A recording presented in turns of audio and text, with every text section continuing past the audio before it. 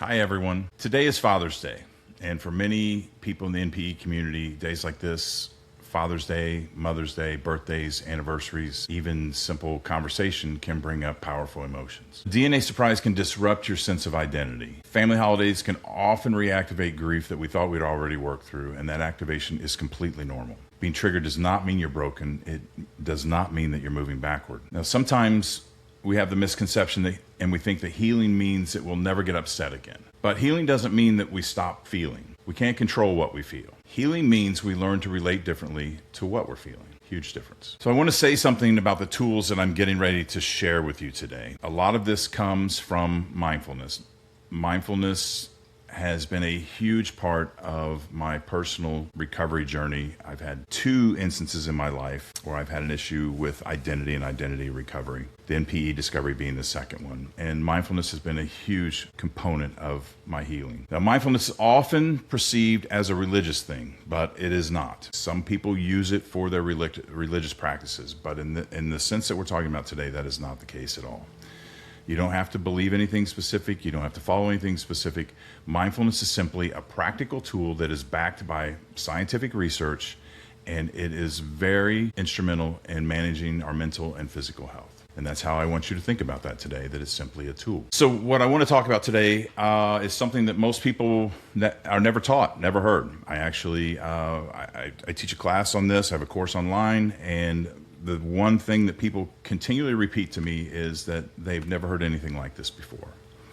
Or they had heard something, but they didn't understand what it meant. So when we're triggered and overwhelmed and we're flooded, our body feels like it's bracing for impact. And that is actually the nervous system, our nervous system, that is reacting to what's happening around us or what it perceives is happening around us.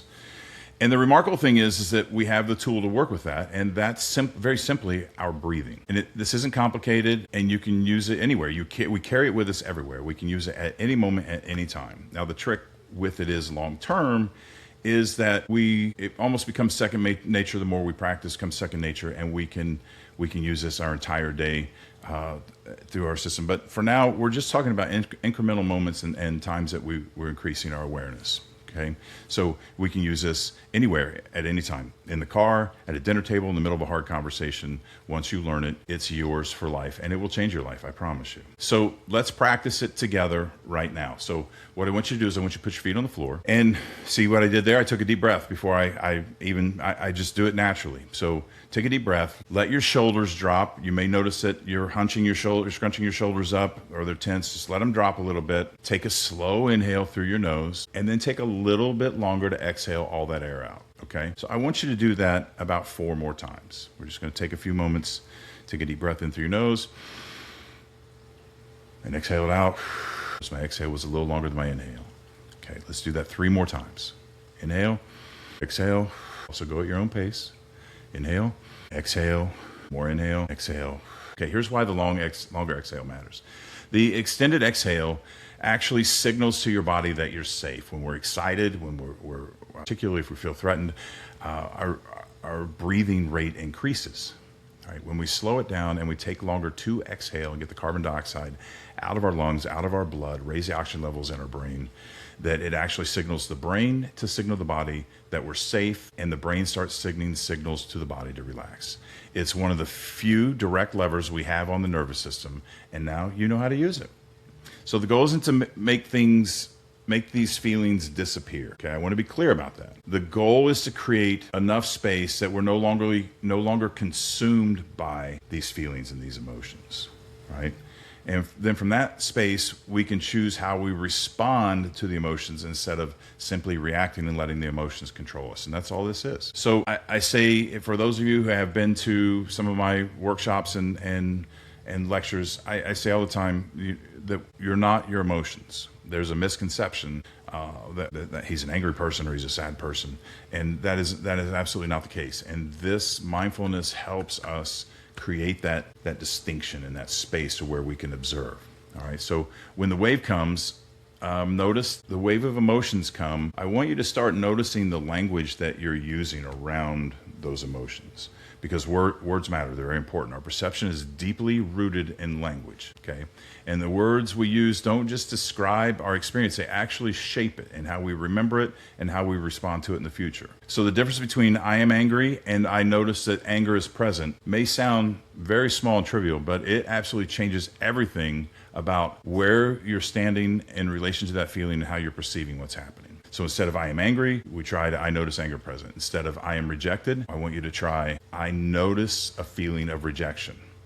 Okay? Instead of I have been abandoned, I want you to try to notice I feel abandoned, or I notice old abandonment wounds being activated or reactivated. And the moment we begin to observe an emotion, we create a little bit of distance between ourselves and the experience. And so what trauma does, and make no mistake, this is the NPE experience is a traumatic event, and usually what it does is it triggers old memories to old trauma that we hadn't really resolved and we'd forgotten about. So trauma creates adaptations, right? The way we're reacting to a situation, we look at that as bad, but what it is that that's a normal reaction to an abnormal situation. We're reacting like we're supposed to react to this situation that shouldn't be happening to us. So trauma creates an adaptation to the abnormal things that are happening to us. But adaptations are not or should not be part of our identity.